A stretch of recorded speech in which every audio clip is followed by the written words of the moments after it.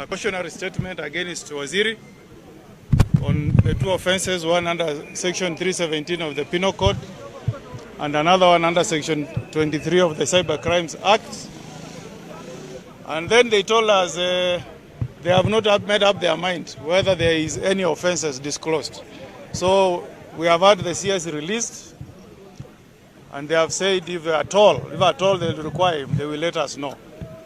I want to state as a senior counsel and as someone who has lived in this country for many years that since the times of James Gishuru, the first interior CS, I've never seen a CS who leaves office and then is summoned by junior officers 4 months after transition. I've never seen a CS other than this one, the son of Omogusi, having police officers sent to his home and having his home broken into by the police. This is the first one since independence. I've also lived in this country and seen many transitions of government. I was here when Moi left office. I was in this country when Kibaki left office. And now I've seen what has happened after Uhuru Kenyatta has left office. We had many people when Kibaki took office who were alleged to be serious criminal suspects, like the late Biwott. But we never saw President Kibaki becoming vindictive and going after people like Biwott. The CS who was in office, then Minister Sunkuli, he left office in 2002 and he has spent 22 years peacefully in Masai land. Nobody has ever touched Sunkuli. Now he's an MP in parliament. But because some people think Omogusi, we are so useless, they have come after our Dr. Matiangi. We will not take this kind as the Omogusi nation.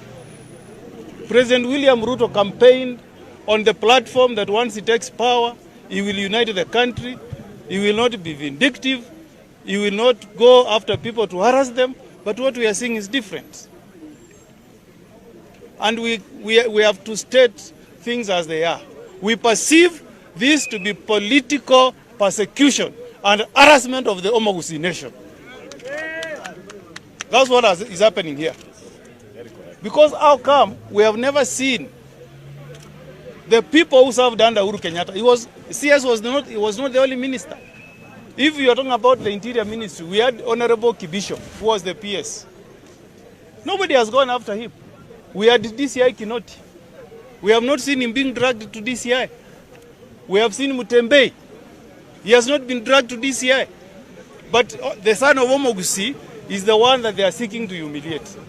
We are telling the president that that's bad politics, and that's not the way you run a country. So as the people from the Omogusi nation,